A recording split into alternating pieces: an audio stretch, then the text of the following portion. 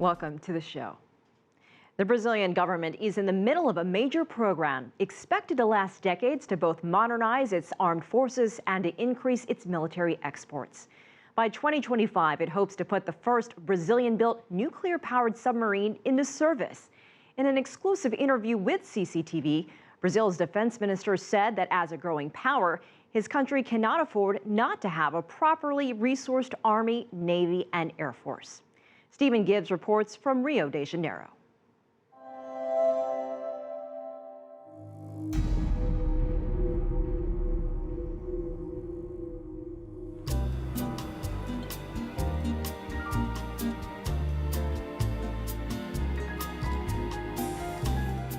Brazil has long prided itself on one simple fact. This is a country with no enemies. The last time Brazil went to war with its neighbours was more than 140 years ago. But Brazil is changing. It's now the world's 7th biggest economy. Its leaders see it as firmly on the path towards becoming a first world country. And what do all first world countries have in common? Military strength. The fact that Brazil has a bigger presence in world affairs also makes it more likely that some of our actions or decisions may not please some of our partners. And although we want to keep all these relations peaceful, we cannot be sure. Nós queremos fazer parte do primeiro mundo, do chamado primeiro mundo dos países. We want to be part of the first world, the so-called first world, and there is no first world without a proper army. We don't want war. Desenvolvido sem ter uma defesa forte, uma defesa desenvolvida.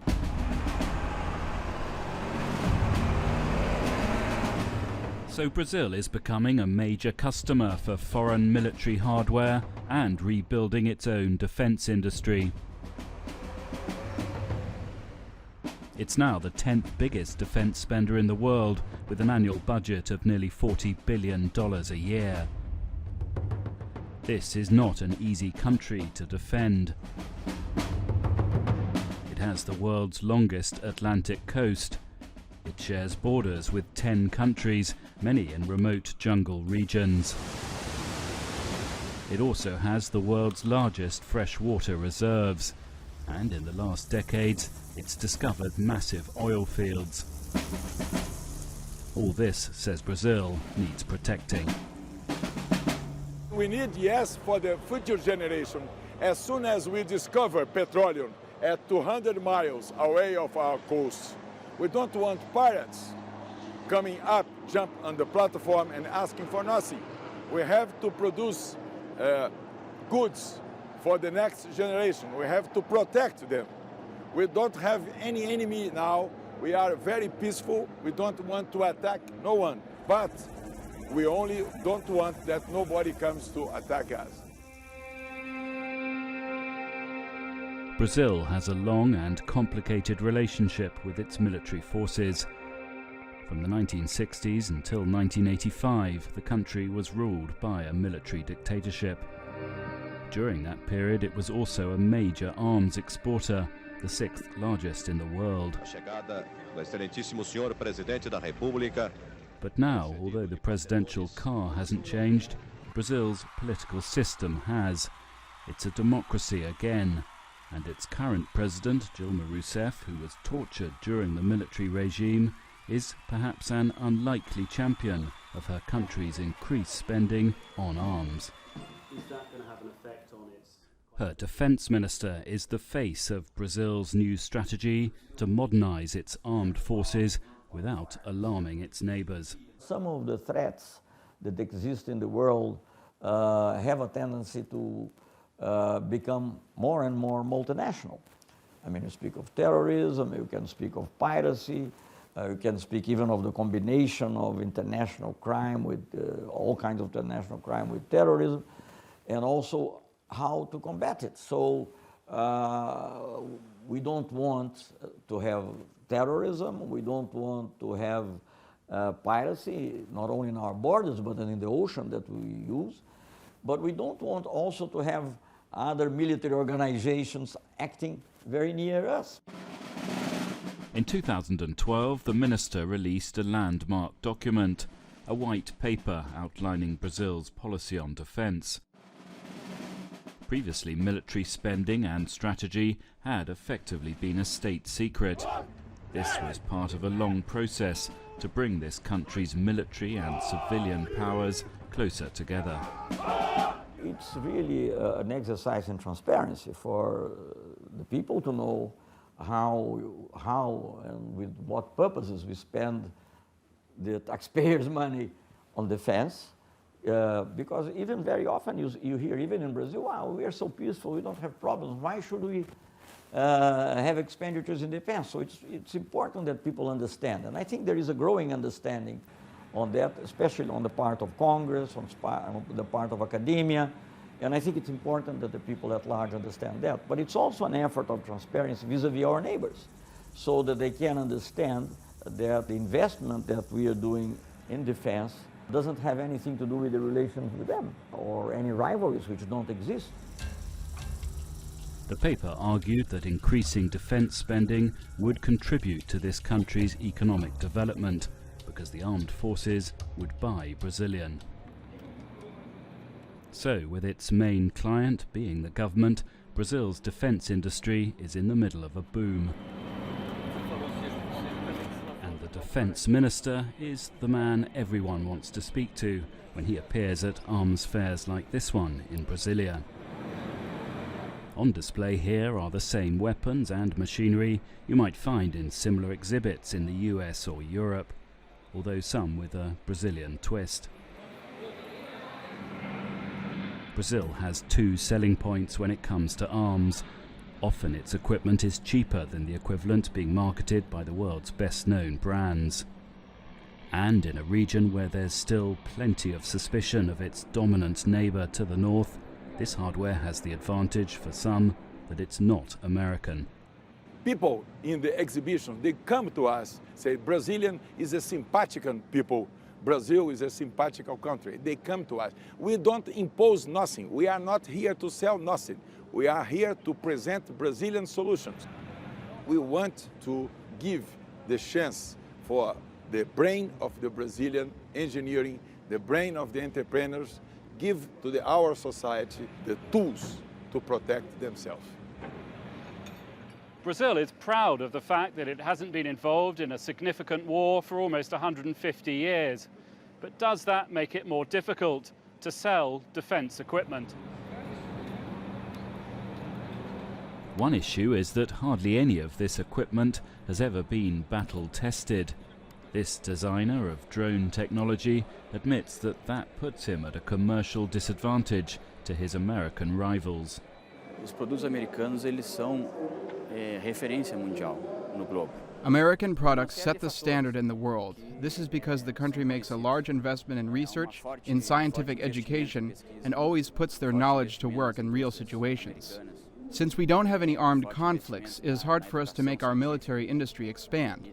The lack of conflicts limits our local demand for technology. Pelo fato de não termos conflitos armados, but many salesmen here also make the point that recent revelations about the extent of American capability to tap into the internet heighten the need for homemade military technology. nós também temos que ter a capacidade de nos defender dessas. We should be able to defend ourselves from countries other than the U.S., because the U.S. is not the only country who uses intelligence. We should also have the intelligence and make it a part of our culture so we can defend ourselves at the global level. De termos inteligência. Here's one example of that, lighter-than-air surveillance technology developed by a Brazilian startup company. I have a wireless link between the command center and the camera, and then I can control pitch, pan, and zoom. So I have 3 kinds of control for the camera, and we use also automatic tracking device. So for example, in this set of images, we got the airplane being tracked the whole time automatically. It has been exciting to work in this market because with the big events and with the new concerns that are arising in Brazil, with our borders protection, both dry borders and wet borders, we have been getting some work to work with these kinds of surveillance, and it has been very good for our company. If we don't have war, and we expect not to have war, we even though have to be prepared. You know, we have to protect our borders. It's a huge country. It's a continental-sized country. So we want to help the military, the Brazilian military, to keep our country safe. The system is not entirely made in Brazil. The main camera is supplied by an Israeli company and adapted with Brazilian software. It is in fact just the sort of technology transfer which Brazil is applying on a much larger scale elsewhere.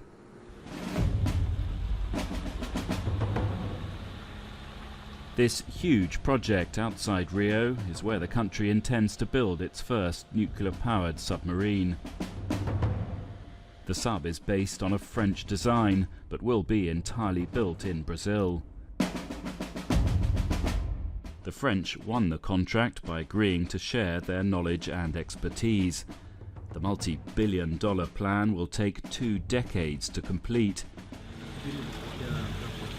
It includes this tunnel being drilled through a mountain, purpose-built to transport the completed submarines to the sea.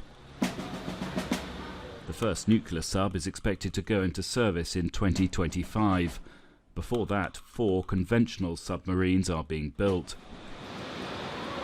We were shown the construction of the initial hull, but were not allowed to take our cameras. For the Brazilian Navy, this is the completion of a long-held dream. Desde os anos 70, a Marinha tem lutado. This is a victory for the Navy, and not just the Navy, but also for Brazil itself. Once this project is completed, Brazil will join a very exclusive club of countries that manufacture their own nuclear submarines. It's perhaps no coincidence that the others, the United States, Russia, Britain, France and China, are the permanent members of the United Nations Security Council, a group Brazil has long been lobbying to join. But proponents of the project say it's practicality, not pride, that's driving this. If we have the longest Atlantic coast in the world, and if you want to ensure that there should be no piracy, no terrorists around and so on, you must be able to have the appropriate means. The country has also just signed a $4.5 billion deal to buy 36 fighter jets from the Swedish manufacturer Saab. US-based Boeing bid hard to win the contract. The allegation of spying on the part of the US National Security Agency against President Rousseff apparently persuaded her not to buy American. But whatever the source of all its new military hardware, a question does remain. What does Brazil plan to do with it? The only one that can act as a global policeman, and of course with the big provisos because it cannot do that apart from other things, is the United Nations. So we don't recognize in any country the right to become a global policeman. But if we can help the United Nations in peacekeeping, in actions that really can ensure that we live in a secure world, then we'll do it. Brazil's foreign policy is currently entirely non-interventionist, but it does have a long tradition of leading UN peacekeeping and aid missions. Right now it has more than 1,700 military and police personnel in Haiti, and this, it says, will continue to be the scenario in which its army is most likely to be seen in overseas operations. But that won't stop it continuing to acquire much of the military hardware which its first world rivals have long insisted are essential tools of power. Brazil's message is just because it doesn't have an enemy doesn't mean it can't join that club.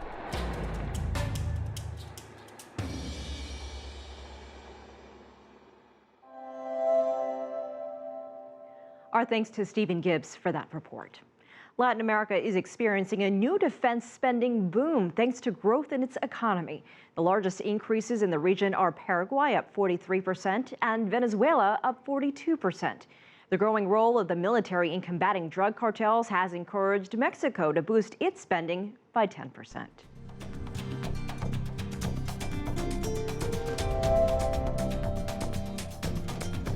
Coming up. A debate in the Americas about the future of the OAS. We have to strengthen those things in which we are good at: democracy and human rights. America's Next.